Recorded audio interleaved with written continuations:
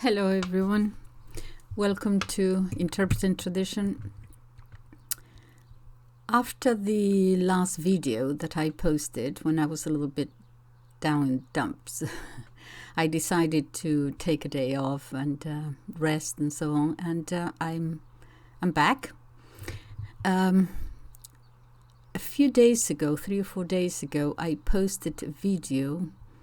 The title of which was a question mark, one world government, one world church. I think I'm going to continue with that question and follow up on it a little bit. You will find it, I'm going to do a number of chats on this. I'm going to, first of all, keeping in mind this question, how do we get here to what is happening in the world today? I'm going to concentrate 1 or 2 chats, perhaps even 3. I don't think 3, but certainly 2, on the politics, the political philosophy of how we got here. And then I will start with the church. What happened in the last 100 years and why we might be, you will see the connection between the changes in both and how they're both being directed towards one same goal. And I think this needs a little bit of an explanation. First of all, I was a teacher for a long time. I taught mainly philosophy, political philosophy mainly. At not at university level, at pre-university level. In England, this is the advanced levels, the A levels, so even the what we call the GCSE, the General Certificate of Secondary Education. This is all pre-university level. Okay, so. I've been teaching that for a very, very long time, and I'm going to try to summarize it all in one video. You can imagine that it will have to be a very, very brief summary. But I'm just going to submit it to you for your consideration. But in order to do this, I have to ask you to forgive the very basic level at which I am going to address you. Imagine that you are 15, 16, 17. You have never studied politics. You had never paid attention. You just know there is a government there. There are elections and so on. But you don't know very much about political philosophy. Those of you, a lot of you, know already what I'm going to talk about. But I'm going to start at the very beginning and proceed from there. So the very beginning, imagine back in the 16th century, we all lived in small villages, the feudalism. Yes, so you have a lord and all of us are peasants there. We live in small communities. The community, it's more important at the time than the individual. We see ourselves at that time as part of a group, the village. We follow the village and the nation's rules. In other words, the rules of the community come first, and the individual rights are still very much a second part of it. And then with the Industrial Revolution, we moved to the cities. We left the small village. The small village has its good points and bad points. The good points, as you can see, is that you were part of a community. You were not alone. You belonged to a community. The bad points is that everyone knows your business. You know when you come in, when you go out, kind of thing. Good and bad, but the community came first, the individual very much second. Right? When we moved to the cities to work in factories, that whole system broke down. So we were, in the village, we were surrounded by 100 people. In the city, we are surrounded by thousands or millions, thousands at that time. But we don't know anybody. We are not protected by the community. So we are surrounded by lots of people, but we are alone. You don't know your neighbor, kind of thing. In the village, everyone knew about your business, good and bad. In the city, you are very much your own person and you are alone, good and bad too. But anyway, this led to philosophers who had been writing about this for a long time, about the individual. It was a reaction, and individual rights. It was a reaction against the feudal system, in other words, that saw people only as part of a community. And the reaction was, no, it's not just that. I am an individual. All right, so this gave rise to whole philosophy that we now call classical liberalism. Individual rights. Locke, one of the philosophers, influenced greatly the American system of government, the separation of powers, and so on. So it was giving the individual rights to do what he wanted with his life, and also emphasize the rights of the individual vis-a-vis the government. Okay, now. So this is the situation. Then what happened you have the American Revolution, yes, and then you have 10 years later the French Revolution. Under the liberté, égalité, fraternité, there was a fourth one, and down with the clergy. That was obliterated, but there was that fourth one there too. All right. Keep this in mind because it's going to mean something later on when we speak about the church. All right. So in the 1830s, there were a group in France. There were a group of thinkers. One of them was Saint-Simon. Saint-Simon is not a saint. It's just the French surname, Saint-Simon, okay? And others who were reacting against this, let's say, loneliness of the individual, reacting to the world that had passed when you lived in villages, and now this new reality that they had. And these people reacted against this new reality and wanted to go back to living in a common village. They lived in communes. That is why they were called communists. Yes. There was another group that worked together, which would be called anarchists. Proudhon, another Frenchman, is the leader, the intellectual leader. He's the one who coined the phrase "property is theft." All right, so I won't go into the anarchist. You will see how later they separated this anarchist thought separated into two groups.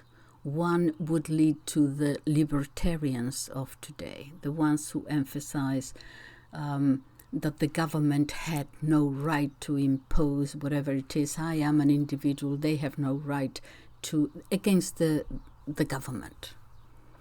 All right. So the others were never mind. So Saint-Simon was one of the first, let's say, socialist communists. Karl Marx, in 1848, the German philosopher, reacted against what he thought was this idealistic way. And Saint-Simon had written a pamphlet, The Philosophy of Poverty. And Karl Marx replied immediately with another pamphlet entitled The Poverty of Philosophy. He saw Saint-Simon as very sentimentalist, idealist, and so on, but those people who just talk and they don't do anything. He was going to emphasize action.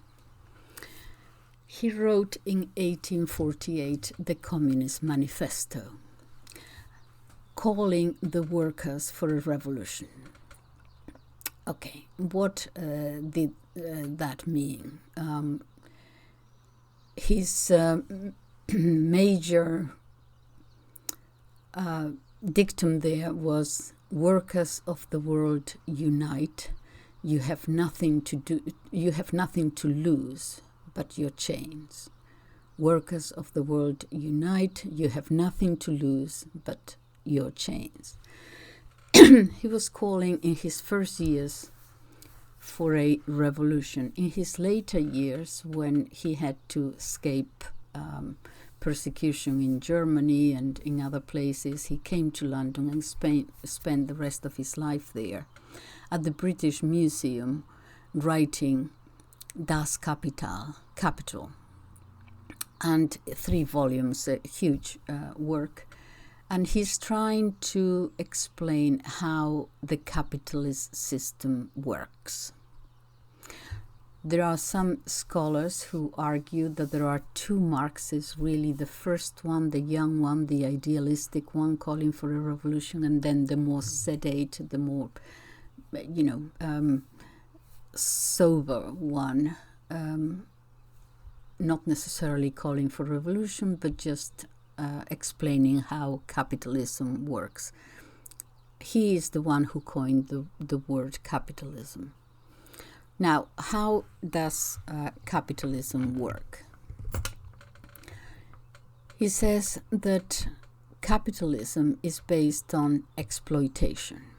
Why are we talking about Marx? Because he is the founder of Marxism or communism, okay, the ideology. So how does capitalism work? He said that capitalism is based on exploitation.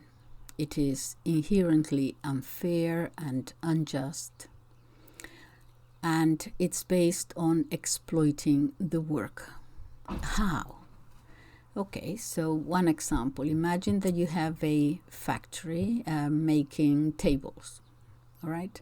So the capitalists, he called them the owners of the means of production, but never mind the fancy phrase. Okay, you own the factory, okay? So you have to buy timber, so that is going to cost you $1. You have to buy the building, the factory, that is going to cost you another $1. You're going to have to pay bills, that's another $1, and then something else, another $1, and then the wages of the workers who work for you, another $1.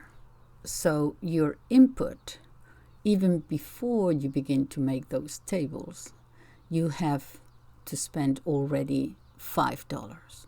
Okay, so you made your table, and now you're going to take it to market, and you're going to sell it not for $5, because otherwise you don't make any profit. You're going to sell it for $20. Fine, okay. So Marx says, he called it the surplus value thing. But what he said was, look, the reason why the system is exploitative to begin with is that what you call your profit is really the value that the worker puts in, making the table so that you can take it to market and sell it for $20.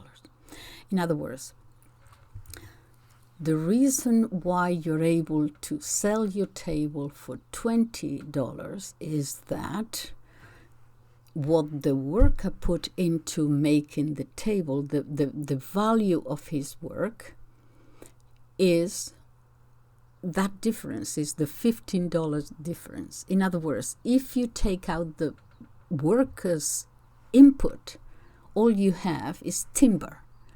What makes the difference is that the worker made the table, and once the table is made, you can sell it for $20. So your profit is actually the value of the worker's work that you didn't pay and you keep for yourself, and that is your profit. All right, so you could say, as the owner of the means of production, as the capitalist, as the owner of the factory, you can very well say, well, Marx, listen here, not really. I mean, if I open a factory to make tables, obviously I have to make a profit. Otherwise, I'm not Mother Teresa here. I mean, why would I open a factory and employ people if I don't make a profit? What's the point of it? And Marx would say, yes, I understand that. I understand that you actually have to make a profit in order to keep a factory making tables open. I understand that. But what I'm saying is that that's precisely what I'm saying, that it is based on exploitation, because it is based on the fact that you cannot possibly pay the worker the value of his work.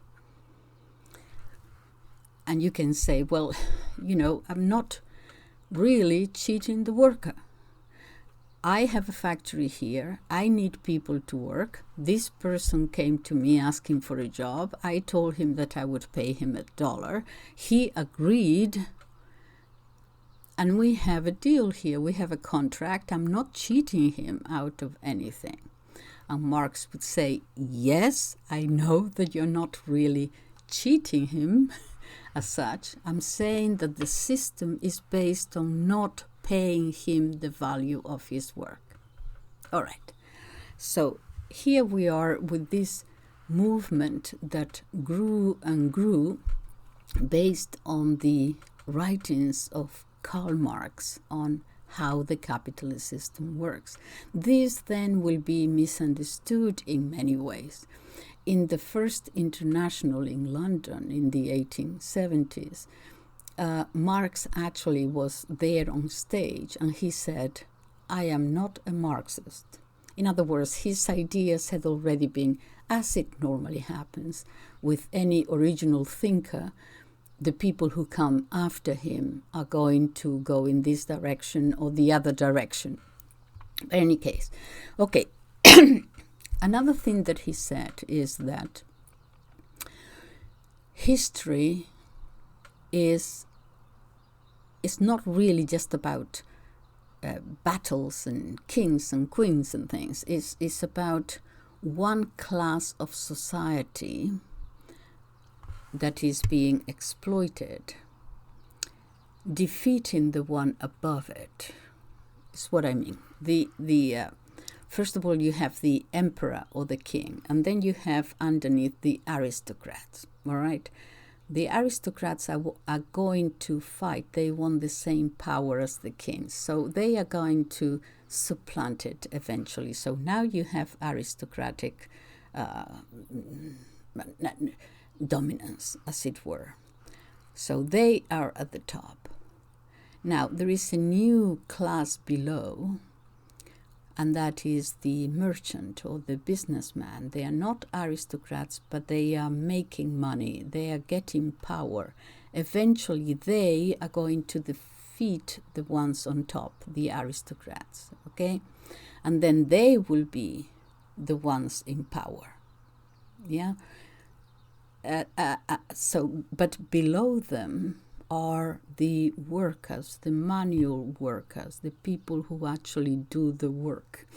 And he called them the proletariat. So eventually, as it happened in history, these people under you are going to fight you and defeat you. Eventually, he said, the lowest will come to the top. and that is what he called the dictatorship of the proletariat. Eventually, the very lowest of he didn't talk about slaves, eventually the very lowest, the lowest rung of the ladder will take power, as has happened throughout history. Okay, and that, he said, is when we'll have the ideal society, because no one else, they were the last ones to be exploited, so there is no one underneath, so that will be it. The workers of the world will be in power. Fine. We will see later how in the 1990s, after the fall of the Soviet Union, Francis Fukuyama in America had the thesis of the end of history, but it was not regarding the proletariat, it was about the liberal system. All right, but keep this in mind, the idea that the lowest have finally taken power, and so you have the ideal society.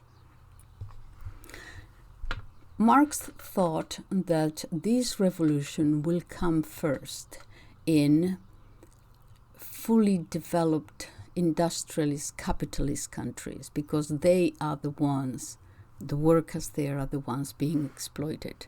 It wouldn't happen in backward, he considered, peasant agricultural society. Why? Because peasants, minifundia peasants, if you owned your little plot of land and you have there your few potatoes and your chickens and so on, those people tend to be by nature conservative. They are not going to call for a revolution, for the overthrow of power. They just have their own little world. They're conservative. They want to preserve it and so on.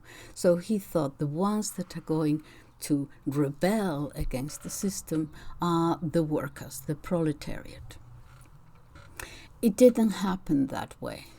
Why not? Because the ruling classes of these countries saw very early on that when the workers ask for changes, that they had to give in a little bit. In other words, if we keep all the benefits for ourselves, we might lose them all. Okay, you have to give in a little bit, a few crumbs. Okay, well, let's do. So instead of working 12 hours a day, we could ask them to work 10 hours a day. We could give them holidays. We could, anyway, they gave in to a few, let's say, crumbs to the workers to keep them happy enough to continue working. They evaded revolutions. This did not happen in Russia. In Russia, although it was pretty much an agricultural peasant society, the leader of the Communist Party, Lenin, said that he wasn't going to wait until, Russia became a industrialized capitalist society and wait for its, for the revolution to happen then. He said, let's go for it now. Okay, so now you have the 1917 communist revolution, the Bolshevik revolution. We won't go into political parties, civil wars, and so on. So you have the Marxist, let's say, the communist in power as a dictatorship. All right. Now, what happened also is that if you look at imagine a horizontal line, put liberalism at the center, classical liberalism, in other words, the rights of the individual, the rights of the citizen vis-a-vis the states and so on, put them in the middle. All right. So to the left, you will have in one extreme the communists. In another extreme to the right, you're going to have the fascist. Okay, so let's come. We saw a little bit how communism, Marxism came about. All right. In the 20th century, we also have another ideology, which is called fascism. What is fascism? There is quite a lot of confusion at the moment. We all know what a communist is, we think. We also know what a fascist is, we think. But when you talk, for example, about what is happening in America now, some will call the leaders communists.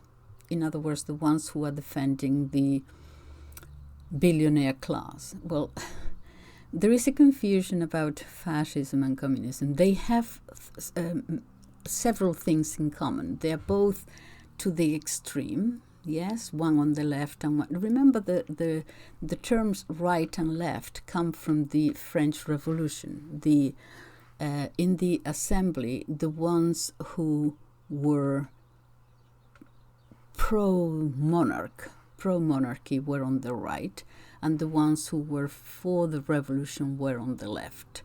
So the left since then has been associated with revolutionary activity, and the right has been associated with more conservative, more traditional values and so on.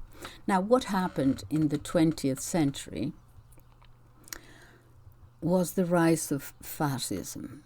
It came it appeared in several countries and with different connotations. Fascism is not the same in each country. The fascism of Italy or even Spain is not the same as the one in Germany, for example. So we have to understand what nationalism and patriotism is. And it's when it gets to an extreme that we consider that is no longer acceptable. Nationalism seen as patriotism. You love your country, you defend your country. I think everyone is okay with patriotism, at least until now. Okay. It is different when you take it to an extreme and then you say that my nation is superior, better than everybody else, and so therefore I'm going to eliminate all those of you who don't agree with, or you're not my equal, I am superior. Yes. So it can, an innocent kind of love for your country, which comes from, the idea, the basic instinct of self-preservation of your tribe, can be taken to an extreme and say, my country is the best and you have no longer a right to exist. Do you see how it can be taken to extremes? Also, that although but they are, because they are each one at extremes, they almost touch each other in some cases, hence the confusion. They are both dictatorial. They both want to enforce their ideology by fair means or foul. Okay, so they have certain things in common, but what communism is to try to gain power, eliminate what they call the oppressors. What fascism is, apart from being an extreme nationalism, is the joining together of the state and the corporate powers, the businesses. In other words, they're not trying to eliminate businesses as the communists wanted to do. I'm summarizing this. I'm putting it in baby language, I know, but the communists were trying to eliminate what they saw as their oppressors. The fascists do not see them as their oppressors. They see them as their partners. So you have a coming together of state and corporate power, as it were. Okay, so here we are then, these two ideologies in Europe fighting each other as they did in Spain and in other countries. Then we have the Second World War. Fine. So then we have the Cold War, you know all about that. But we see the world now being divided into two main camps. One is the communist world led by the Soviet Union, and one is the capitalist or liberal or democratic world led by the United States. I will not talk about the League of Nations after the First World War, but there were already this sense of creating. It started after the First World War, but it certainly came into being in a tangible fashion after the Second World War, when international organizations were created. The original intention, we understood it to be good. I will challenge this. I think that was a strategy all along, but nevertheless we accepted the United Nations, all the other international organizations, the International Monetary, everything,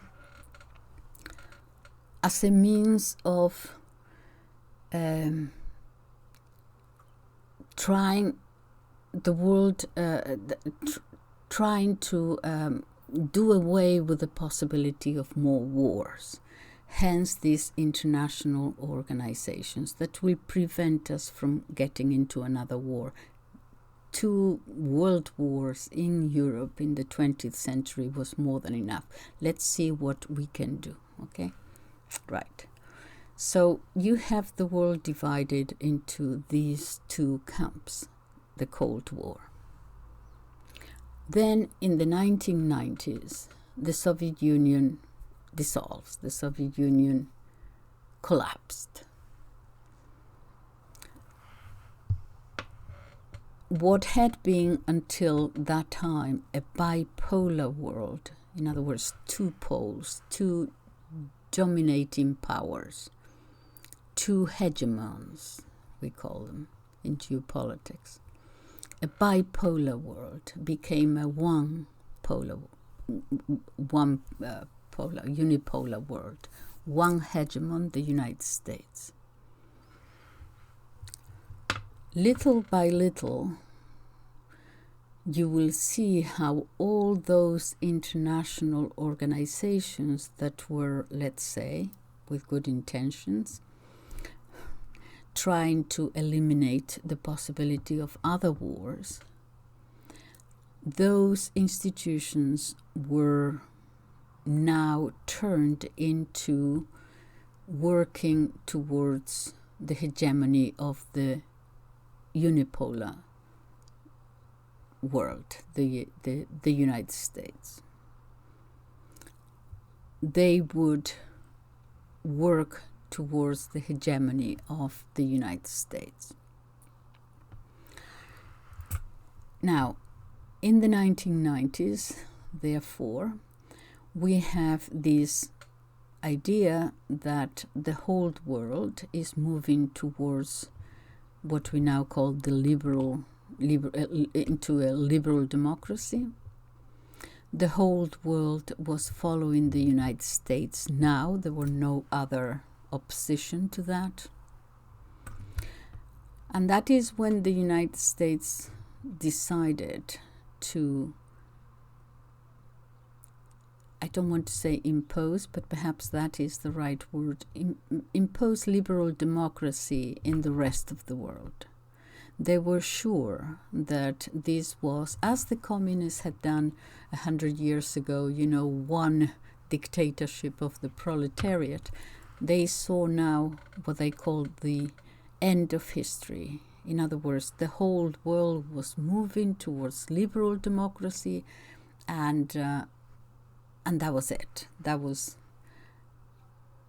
what other philosophy could you have? It was obvious that is towards that was the end towards the world was moving. It is my idea that they misunderstood The United States is a very young country, 250 years. And they went about it perhaps with a lot of power, but not sufficient wisdom.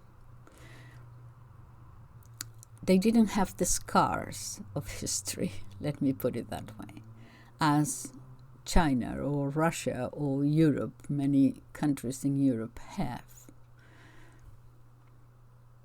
They were a new, powerful nation, and they went about, I think, this is my own personal opinion, they made some mistakes in that they abused their power. So we have all these wars, Iraq, Syria, Afghanistan, Libya, all these things, with them trying to impose liberal democracy. If you think about it, if it was just the intention was good in, trying to create democracies so that people would be freed from exploitation and so on, that would be not a bad idea. But I think that what they were trying to, in those early days of this century, what they were trying to do is exercise the hegemony of the United States, which may or may not be the same thing. I think I'm going to leave it here because I think I need to explain this better, what happened from the 1990s to our day today, because the whole world changed. And that is going to be important to explain it a little bit more in detail. So I'm going to finish this video here. Okay, I'll see you again soon. Bye-bye.